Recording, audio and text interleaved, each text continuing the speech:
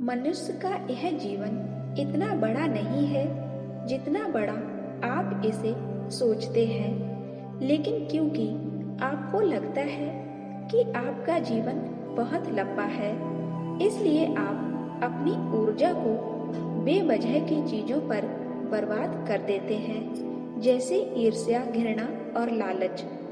क्या आप सोच सकते हैं कि कोई व्यक्ति अपने पूरे जीवन को किसी से ईर्ष्या करने में बिता दे, या जो अपने पूरे जीवन को गौतम बुद्ध से ईर्ष्या करने में बिता देता है?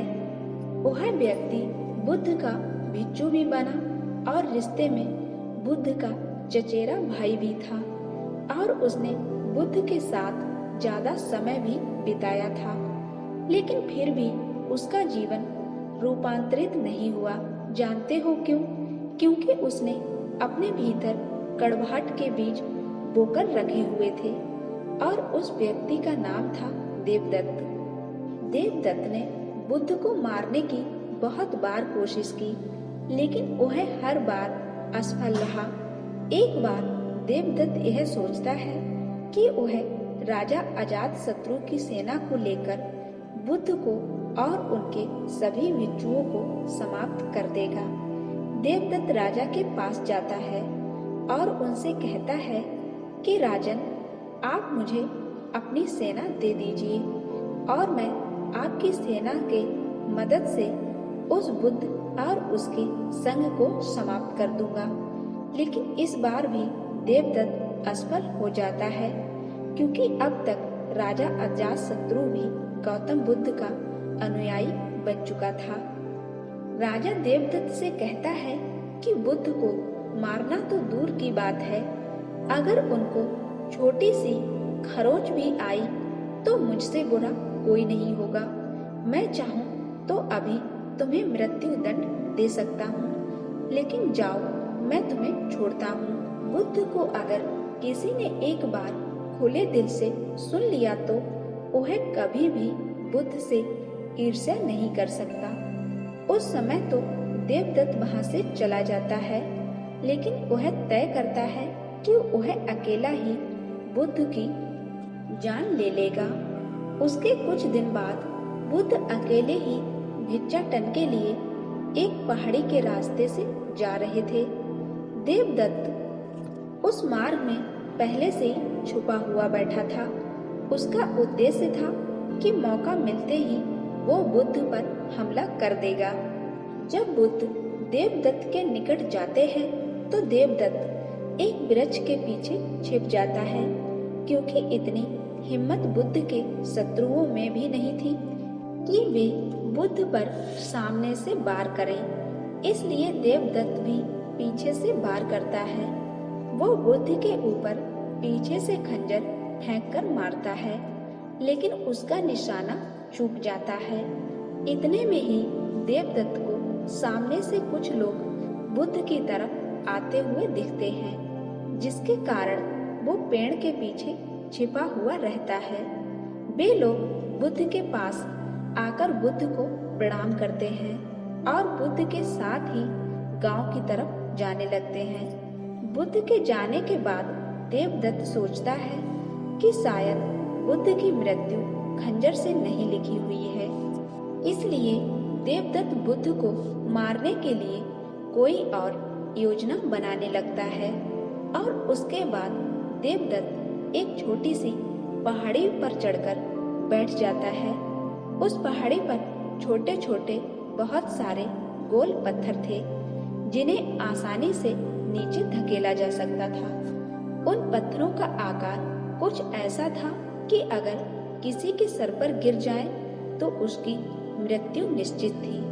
उस पहाड़ी के नीचे से आने जाने का रास्ता था, और देवदत्त यह जानता था कि बुद्ध भिक्षाटन के बाद उसी रास्ते से वापस लौट कर आएंगे। इसलिए देवदत्त वहीं पर छिपकर बुद्ध के आने की प्रतीक्षा करने लगा।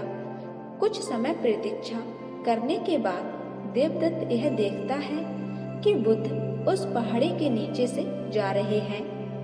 बुद्ध को देखते ही देवदत्त पहाड़ी से नीचे पत्थर फेंकने के लिए तैयार हो जाता है।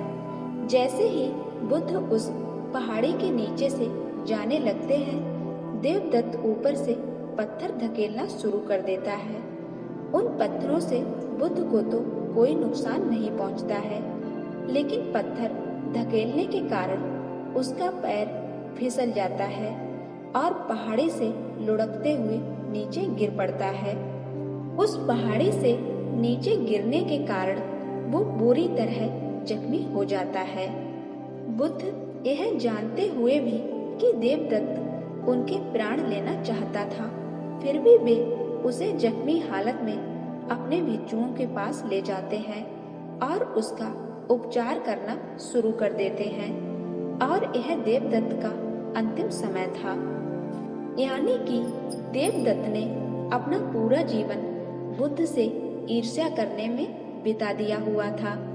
देवदत्त अब होश में था और अपनी अंतिम सांसें गिन रहा था। उसकी आंखों के सामने से उसका पूरा जीवन गुजर रहा था, लेकिन इस बार उसकी आंखों में पश्चाताप के आंसू थे और उसे अपनी गलती का एहसास हो रहा था। उसे अब यह बात समझ में आ रही थी कि जिसके वह प्राण लेना चाहता था, वही उसके प्राण बचाने के प्रयास में लगा हुआ है। देवदत्त के आंखों से अब बहुत आंसू निकल रहे थे और वो अब बुद्ध की तरफ देख रहा था। बुद्ध उसके शरीर पर लेप लगा रहे थे। देवदत्त रोते हुए और लड़खड़ाती हुई आवाज में बुद्ध से कहता है कि मैं आपसे क्षमा मांगने के भी लायक नहीं हूँ और मैंने आपको बहुत क्षति पहुंचाई हुई है। पर बुद्ध कहते हैं कि मुझे तो कुछ याद ही नहीं है। बुद्ध के यह शब्द सुनते ही देवदत्त की आंखों से आंसुओं की धारा बहने लगती है और वो दोहराता है, बुद्धम शरणम गच्छामि, धम्मम शरणम गच्छामि, संघम शरणम गच्छामि। बुद्ध कहते हैं कि बुद्ध, संघ और धर्म हर मनुष्य के भीतर ही है और स्वयं को जगाने की क्षमता बुद्ध है। जगाने के बाद हम जिस पथ पर चलते हैं वह हमारा धर्म है और स्वयं के मन को एकांतरित करना यानी उसे केंद्रित करना संघ है। ये तीनों रत्न सभी लोगों के अंतर में हैं। उसके कुछ क्षण में बाद में ही देवदत्त अपना शरीर त्याग देता है। देवदत्त ने जैसा जीवन जिया, क्या वह जीने लायक था? क्या नरक किसी और जगह का नाम है? यह बात आप लोग बताइए। वह अपना पूरा जीवन ईर्ष्या की आग में जलाता रहा और अंत में उसे अपनी गलती का एहसास हुआ। क्या गलती का एहसास करने के लिए मृत्यु आवश्यक है? और क्या मृत्यु के आने पर ही हमें यह एहसास होगा कि ईर्ष्या, घृणा और लालच यह सभी चीजें व्यर्थ हैं? क्या उससे पहले हम इस जीवन को सुंदर नहीं बना सकते और इसे जीने योग्य नहीं बना सकते क्या?